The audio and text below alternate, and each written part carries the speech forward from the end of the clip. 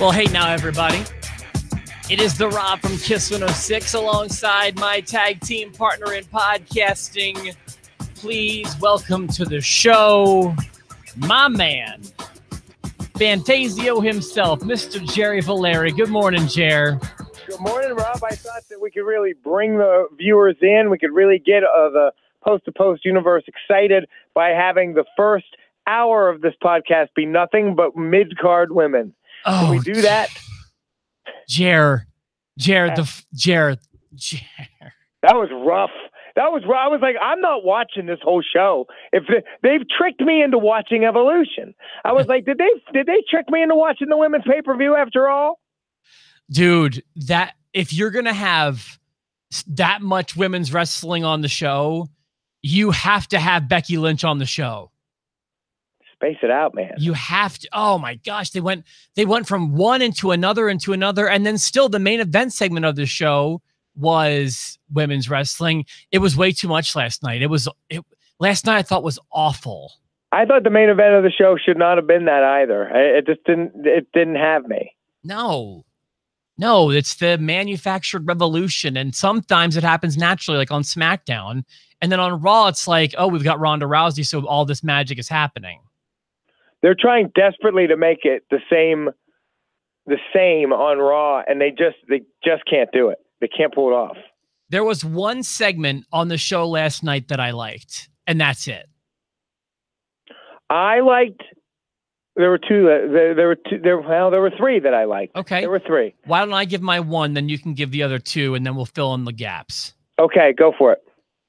I really liked the Dean Ambrose promo in the gas mask. Yeah, I like that too a lot. And he came out with his gas mask thugs. That's what I titled the video today, was the gas mask promo. It just looked so neat. That could have been a main event. That could have been the end of Raw. Yeah, it was cool. I mean, it didn't really go anywhere, but it's not like the real main event did. Yeah.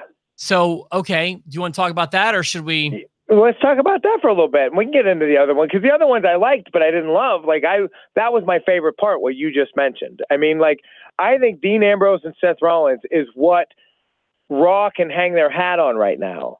Like SmackDown can hang their hat on 2, maybe 3 feuds, and Raw's got one that I'm interested in, and it's that. Yeah, and even still, I think that of the 3 SmackDown ones and then the 1 Raw one, it's still probably last in line for me. The Raw one? Yeah, maybe. I don't know. Maybe I'm not giving it enough credit, but I don't know. That segment really worked for me. What else do you want to talk about? I thought that was very, very good. Well, I think it needs to be mentioned again. You know, they start with an hour of boring mid-card women's stuff. The Bayley and Sasha Banks stuff is being mishandled so terribly. I agree with you 100% on that. And then what do they?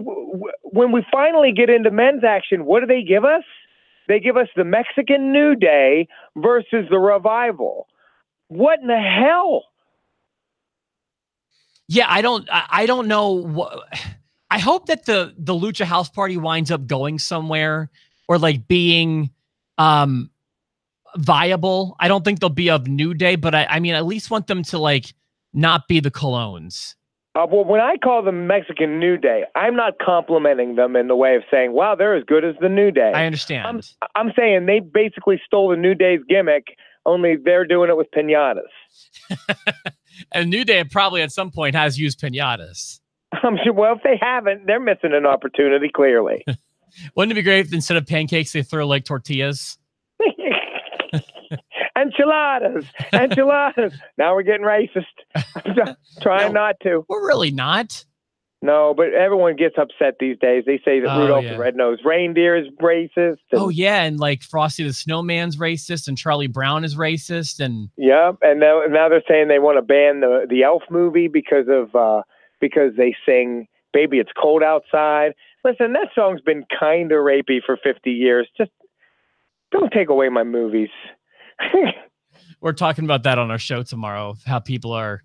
I don't really know how I feel because it's kind of like what you said. It's it does sound kind of rapey in 2018, but to be honest with you, first time I heard that song, it sounded a little bit rapey. I've thought forever that it's a bit pushy. It's a bit pushy, but you know, in the 50s, it wasn't written to be pushy. I think they wrote it to be flirty, and you have to take intention into the whole thing. And it's just, for the love of God, quit ruining Christmas. Quit ruining the holidays. Oh, I got into that today with I was interviewing somebody. The Penn State's having their holiday winter celebration. And they said it's the winter celebration with holiday themed songs being sung by an a cappella group. And I was like, Christmas songs. And they're like, holiday songs. And I said, Christmas songs. Is this on the air? Yes, it's on the air. And they're like, well, we're trying to be ecumenical. And I was like, I know you are, but I don't play that game. Homie don't play that. What else did you like from Raw? I love Lio Rush. And he's done. If he doesn't get a Christmas card or some kind of present from Bobby Lashley, then Bobby Lashley is a dirtbag, because Lio Rush has done wonders. He's gotten Bobby Lashley over more in the last month and a half than Bobby Lashley's done in the last 10 years. Yeah, this heel turn with Bobby Lashley is working for me. It's working, and Elias is working for me. Elias has gotten there, thankfully. It took Elias a long time with me, but he's gotten there. The other thing that I liked getting resolution with Dolph Ziggler and Drew McIntyre. I thought that was well done. And Drew McIntyre is, he's not getting a postie from me because it's come on a little too late, but he is one of the most improved over the last. I mean, he's a shooting star, and 2019 could be his postie year if he plays it right. If you want to talk about guys who have improved in 2018, yeah, Drew McIntyre has come a long, long way. I had to sit down and think about stuff. I have to look at our categories here in a little bit, but to say he's most improved, I'm short of names that have improved more than him over the past year. But again, we can get to that on Thursday. I did toy with the notion of putting that in my list of good things. Okay. Yeah. That was a good match with an interesting finish. That's the first time he's lost a singles match, and he lost it to Dolph Ziggler, but it was all because of Finn Balor nonsense. I think that it was well done. It was well done and necessary for storytelling. Yeah. So I guess Dolph is the babyface is the story we're going with here. I guess, you start with those two. They're the gruesome twosome, and they're killing everybody. And then he joins this new Baron Corbin thing. And instead of making Dolph Ziggler thug number 4, they break him up. I like it. I like it. I don't know if he's necessarily a babyface. I think he's a tweener. They call them tweeners. They used to, at least. I never liked the term. Tweener. But man, the rest of the show really dragged. If there wasn't like women's wrestling on the TV, I felt like it was the Baron Corbin show. It was Baron Corbin. There was a lot of Baron Corbin. Too much Baron Corbin, and that's probably what kept you from putting Drew McIntyre as one of the things you liked, because the whole thing was sandwiched with a lot of Baron Corbin. You got to sift through Baron Corbin to get to the Drew McIntyre Ziggler stuff. Yeah, you got to slosh through the women's wrestling, wade through some Baron Corbin, and then you finally get a gas mask. Yeah, and then even then it's followed up by Bobby Roode and Chad Gable fighting P and Drake Maverick in the AOP again. Was there anything? So I wasn't giving it my full most attention last night. I was doing I was Christmas shopping a little bit. It's getting to be that time. I should probably start buying some crap. You need to start buying stuff. What did anything happen with Drake Maverick and them? I saw him talking. I saw them talking about him peeing on the robe. Did that go anywhere? Well, yeah, kind of. I'm into the robe peeing. It feels very Attitude Era. Yeah, I liked it. But now it's just I don't know. AOP beat up Bobby Roode and Drake Maverick covered him. Oh, okay. Was it a 6-man tag? It was Maverick beat Roode. Yeah. Oh, was it just Maverick and Roode? No, it was Bobby Roode and Chad Gable versus Drake Maverick and the AOP. Oh, so it was 3-on-2. Okay. There was a handicap, but it's Drake Maverick. It's Superstar Potato. That's the best. That's still the best. Man, I'm looking at the run sheet, dude. I got Finn Balor and Jinder Mahal is the only thing we Okay, there was Heath Slater and Rhino. Yeah, and holy cow, is Heath Slater working out with Dean Ambrose these days? I didn't notice a big change. Was he looking good? He's looking really good. I feel like somebody got the memo. Somebody finally figured it out. They watched what happened with Jinder Mahal, and it was kind of squandered. They're seeing what's happening with Dean Ambrose. These guys are learning, like, if it's not really going my way right now, maybe I'll just get jacked and see what happens. Drew McIntyre is a great example. He doesn't even look like the same human. Jinder Mahal doesn't even look like the same human. And so make as many Jinder Mahal jokes as you want. He had a championship for a while, and Drew McIntyre is gonna be a big time superstar. I'm not gonna. Everything you just said, while might be sad, is true. You get jacked, you get pushed, and I feel like that's Dean Ambrose always got there with his personality, and then you combine the personality with bigger Dean Ambrose, which, by the way, he's deflating a little bit. Have you noticed that? He doesn't seem as big. Yeah, you were way. I mean, I noticed he looked good, but I mean, I felt like you were giving him a little too much credit when he first came back. Dude was jacked, but that's what happens when you're not on the road and you're not wrestling, and he's just working out, lifting weights 24 hours a day. Yeah, I mean, on that episode of Chronicle, it looked like that was all he was doing. His only hobby was lifting weights, and that'll make you giant. But then you travel and you start working, and he's going to find his happy spot. He's going to be, but yeah, Heath Slater, I'm like, holy cow, that guy must be able to do like 5,000 push-ups. Ambrose is the guy, though, I feel like he's kind of like a Roddy Piper in a sense, in that, like, it really doesn't matter what his body looks like. It's his personality that people are attached to him for. I mean, he could really have kind of like a beer gut, and I don't think people would. I don't think he'd be booked any differently. Right. Okay. But you know, McMahon's got that. He's got the real bone for the big guys. He loves it. He does bone it. What do you think of Balor and Mahal? That was. I mean, the Balor thing is that's the story to me, is just how the mighty have fallen when it comes to Balor. But that's a story we beat to death on this show. He never turned the corner. Remember when he was the first world champ, and then he got injured working with Seth, and then it was just, one day. It was never the same. It was never the same. Is it because they took the demon away?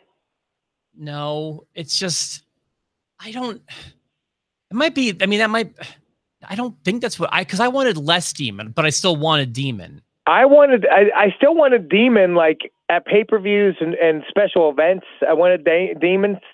I wanted Demon Balor. Instead, they gave us Gay Pride Balor.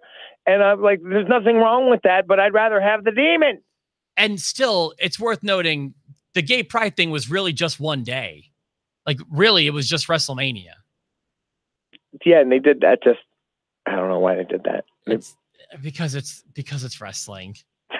Because it's WWE. Listen, we love gay people when it's convenient for us, because when it's inconvenient to send gay stars to Saudi Arabia, we won't do it.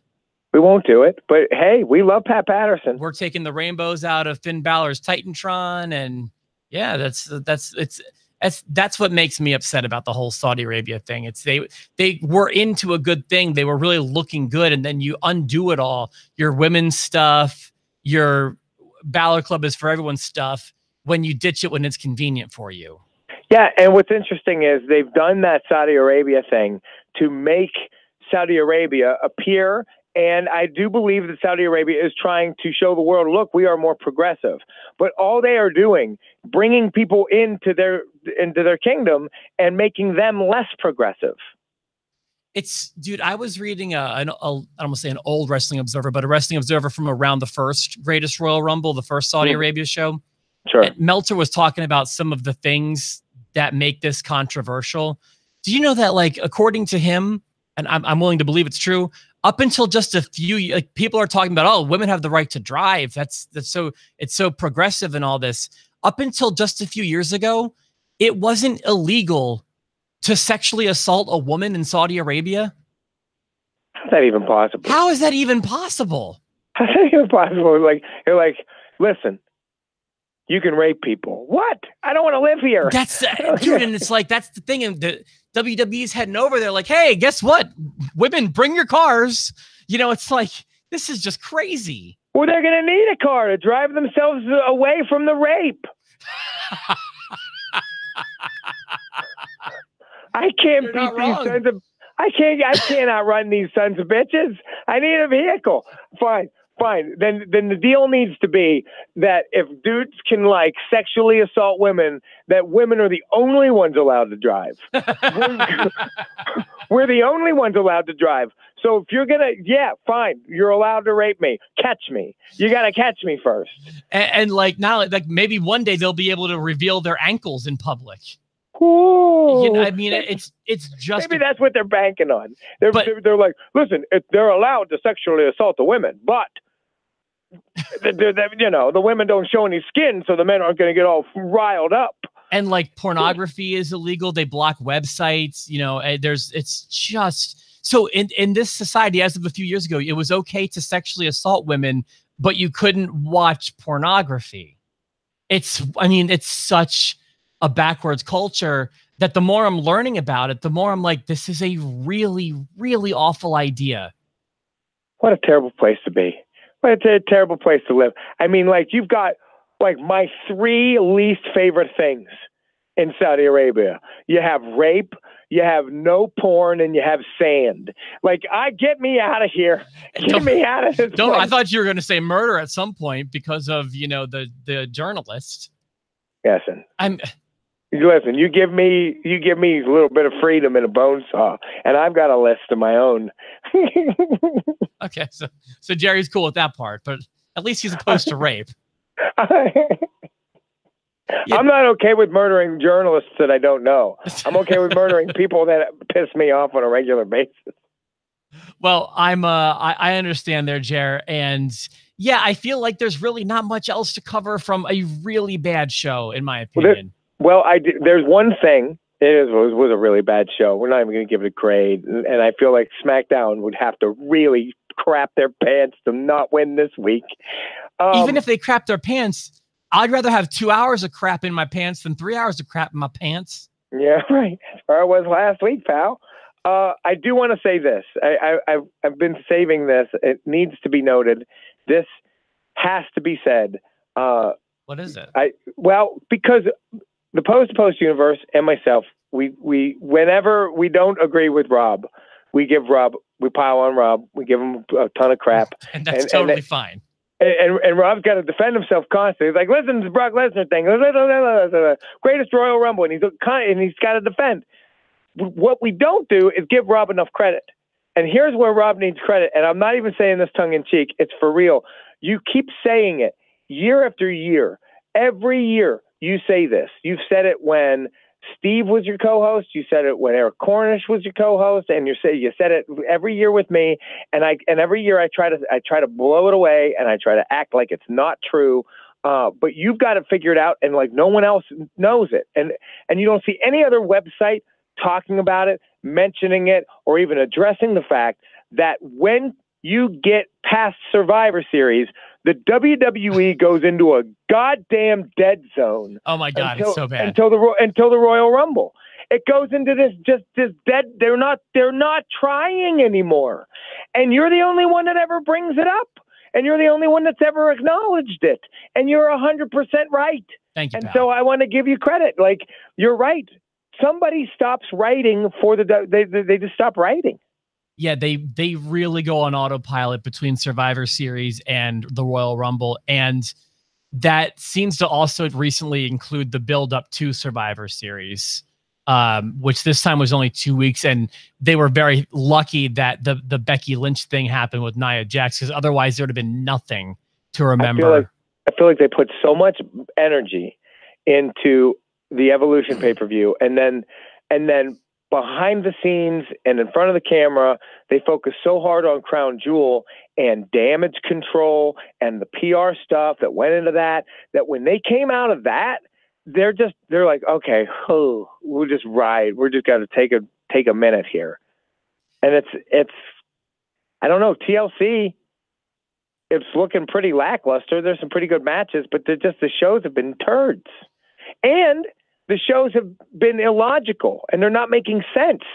And like, they're just turning Daniel Bryan heel out of nowhere, and they're doing They're doing the weirdest stuff. Yeah, hot shotting is usually a sign of desperation. Can I add? I want to add one thing if I could, because I had this thought yesterday, and thank you for saying that. And I want to revisit for just a second those Saudi Arabia and Australia shows, because I have a really good piece of evidence that I think everyone needs to consider when we think about those shows. There's been a overused phrase when describing those shows that I've always taken a bit of exception and thrown my hands up to, because I'm just puzzled when I hear the term glorified house show to describe those super shows from overseas. Last night, I watched Starrcade, the WWE Starrcade. Yeah. If you guys want to see a picture perfect, crystal clear version of what a glorified house show looks like. Well, that was Starrcade. It looks like Starrcade. That's why I really resent when everyone uses the crutch defense of glorified house show to describe those Saudi shows. You can say they were bad. I'm not sure I agree, but I think when people say glorified house shows, you're right. Starrcade is the perfect example, because it is a glorified house show, not only from a booking, writing, and also a production level. Right. The greatest Royal Rumble in the Australia show is a glorified house show with pay-per-view production. Even better, like WrestleMania production. I mean, they're giving you fireworks, but the writing and the booking and the lack of creativity and the running through the motions is all still very reminiscent of a house show. So, okay, I'll admit maybe in the sense that perhaps more than a normal pay-per-view, but let me give you a few things here. Like, for example, every week, Miz and Shane are referencing their 2/3 of the greatest in the world. And I mean, there was like a 2-month period where you couldn't not see Roman Reigns spearing Brock through a cage from the greatest Royal Rumble. These shows are not house shows. You can say that they're bad, but they are not. They do not in any way resemble any house show I've ever seen. I can't agree with you with the greatest Royal Rumble, but I do agree with you with Australia's show, the Super Show. I feel like they learned from their prior mistake, and also the Crown Jewel, and they advanced real storylines. They really worked hard to move things along. Well, you can take my evidence and do what you want with it. Crap on it. I'm gonna crap. That's fine. It. Like I said, I'm like you mentioned, you guys give me a lot of crap, and that's totally cool. And you still watch Starrcade. Did you even enjoy it? I told you not to do it. No, I like to be up on stuff. You know, we talk about wrestling. I feel like I should be up on it. Right, I think it sucked though, right? Yeah, it wasn't good. It wasn't good. But that's what a glorified house show is. It's not the greatest Royal Rumble. You could say it was unimpactful. I could give you 30 pay-per-views of the last 5 years that have made an equal impact to the greatest Royal Rumble. But again, just when there's always a better term than glorified house show, because that's what a glorified house show looks like. So don't ever use that term unless you've seen Starrcade, because that's a glorified house show. Really? It was a house show just with cameras. That's glorification. It's got a name. It was on the network. It had a Miz TV. Like, it was a glorified house show. That's what a glorified house show looks like. You can hear the echo in the arena because it's like a house mic. You know, it's like those are glorified house shows. Do you think that's like, I read somewhere, it's a little conspiracy theory, and I'm sure Vince doesn't give that much thought to it, but do you think like Vince made that suck? Because it's like, haha, Starrcade, this was your WrestleMania, so we'll give it to fans, but we'll make it suck. I choose not to believe that, but I mean, it was an hour. I don't know what you could have done to have, really made it that different. You got Joe and AJ in a cage. You make it different by making it a show. Like you make it a real show, and you don't treat it like a house show because it's not a house show. But instead, he's like, we'll just give this house show. Do you really need another 3-hour pay-per-view or 4-hour pay-per-view?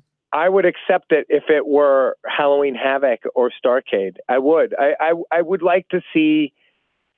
Now we're getting back into every other week pay-per-view territory. But I just want a couple like flashback WCW pay-per-views. I do. And don't you dare give me Road Wild. And don't you dare give me Bash at the Beach. I liked Road. I was the weirdo who liked. I'm sorry. Road Wild was fine. Uncensored was the one that most people didn't like, but I did. Road Wild was the one with the motorcycles, right? Yeah. Yeah. No. Not necessarily. Which one was uncensored? Uncensored gimmick was every match was a gimmick match.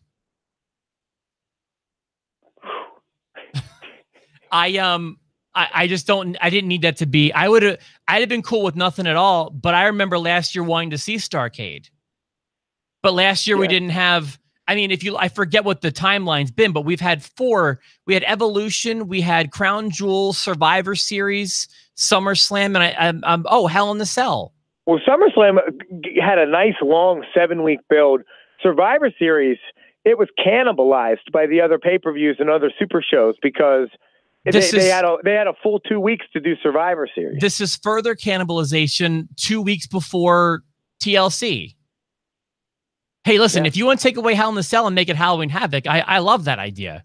I'd be much happier with that because there's nothing to say that if it's appropriate, you can't put a Hell in a Cell match at Halloween Havoc. You know, we've done this one a million times too. And Hell in a Cell is my favorite gimmick match, but I don't need an entire pay-per-view that says this is the time of year we have to have it. I'm with you, man. Hey, listen, I had more fun talking about everything after the Raw review than during the Raw review. Instead of having a Hell in a Cell pay-per-view, we need to have a pay-per-view called On a Pole. Or you have 5 matches with things on poles. Well, you know that TNA does one where every match is a cage match. Lockdown. There's only so much you can do. It's a cool concept. I'm sure it's a great idea, and it would be fun in a video game. But to watch 10 cage matches would be brutal. Well, 3 back-to-back women's matches might be good in a video game too, but it wasn't good on television last night. Hey, for myself, The Rob, my tag team partner, Jerry Valeri, thanks so much for tuning in. 2 more episodes this week, including one tomorrow, so keep it right here, post to post. Nobody plays girl matches in video games. Get it serious.